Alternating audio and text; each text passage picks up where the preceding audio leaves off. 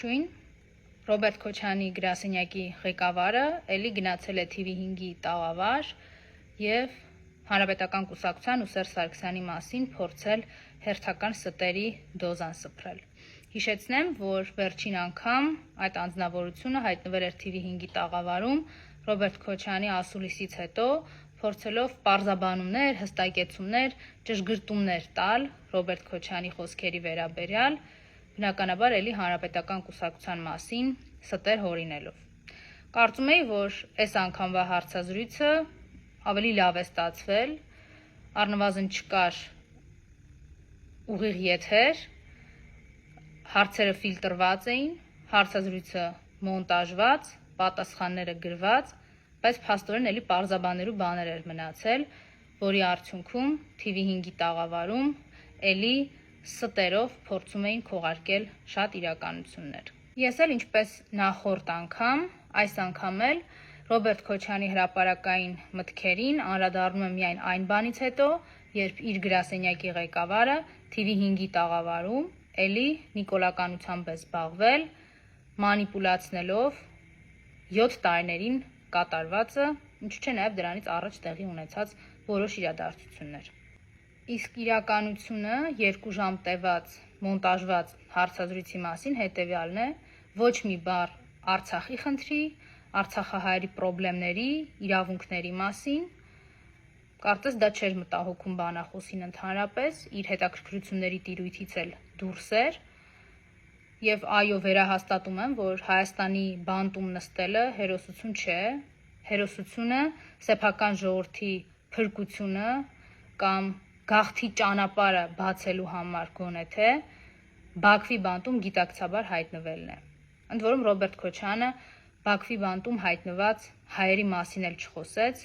իրենց ճակատագրի վերաբերյալ էլ հետաքրքրություն չցուցաբերեց։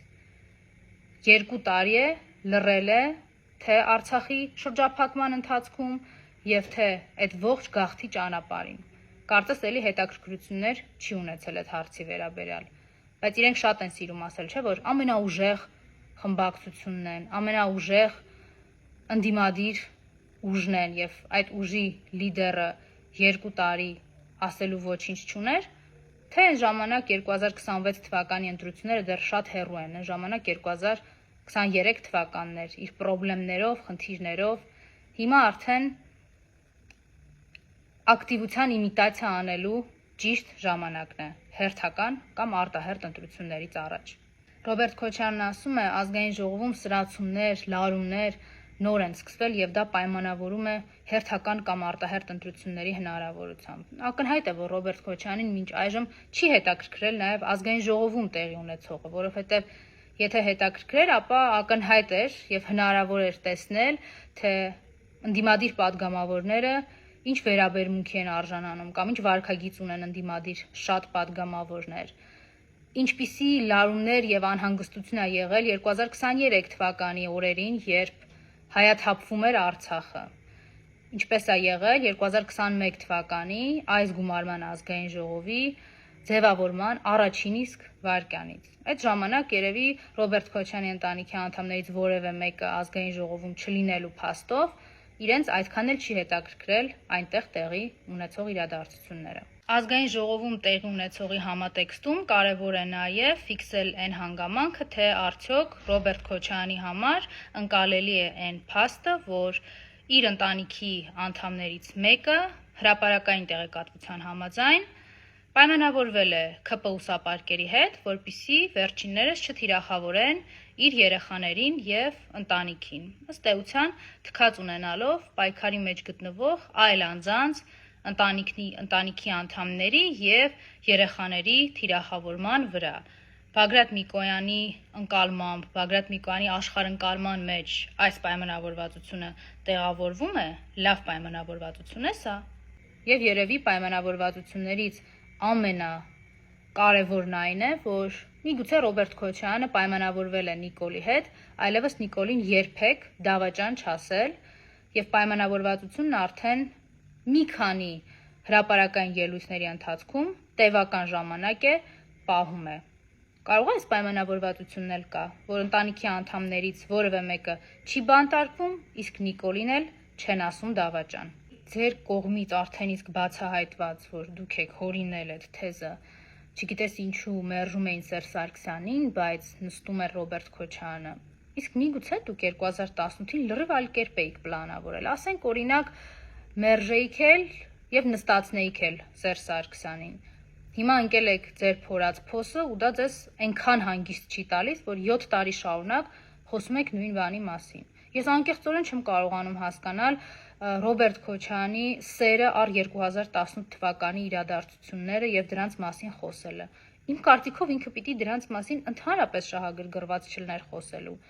որովհետեւ ոգևորվել է Նիկոլով, հաղթանակ է բնութագրել իշխանության զավթումը եւ պետության զավթումը Նիկոլի կողմից։ Այնքան է ոգևորվել, որ ոչ միայն, ասենք, ընտանիքի անդամների հետ է կիսվել, ընտանիքի անդամները սկսել են հրապարակով մենակ տուն գնալ, այլ նաև գրքի մեջ է անմահացրել այդ ոգևորությունը, մի անձի իբր հաղթանակը,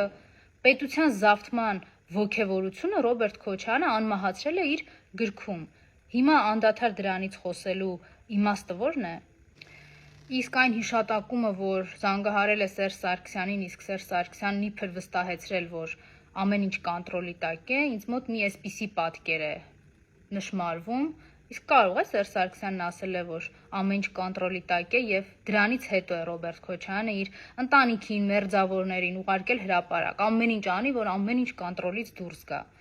Եվ շատ կարևոր հստակեցում է պետք անել այդ զանգից առաջ, թե զանգից հետո են Քոչարյանի շրջապատը հայտնվել Հանրապետության հրապարակում եւ Երևանի փողոցներում։ Քոչարյանի գրասենյակի ղեկավար Բագրատ Միկոյանը նաեւ շատ է սիրում քննարկել Նիկոլը ճիշտ էր նախադասությունը, իհարկե աղավաղելով այն, ինչ որ անիմաստ ենթատեքստեր դնելով, այս 7 տարի է ձևացնում են, իբր չեն հասկացել, թե ինչի մասին էր խոսքը, բայց քանի որ դուք շարունակում եք ձևացնել, այդ դեպքում ես շատ ուղիղ եւ անկեղծ կասեմ, թե ինչի մասին կարող էր լինել այդ նախադասությունը։ Միգուցե այդ նախադասությունը նրա մասին էր, որ 2018 թվականի այդ ողջ իրադարձությունների ընթացքում չնայած անհերքելի ապացույցներին, Սերժ Սարգսյանը չէր կարողանում հավատալ, որ Քոչարյանը եւ Քոչարյանի մերձավորներն ու շրջապատն էին մերժիր ակցիայի հովանավորները, փողոց լցնողները, հրապարակով տուն գնացողները, չէր կարողանում փաստորեն հավատալ։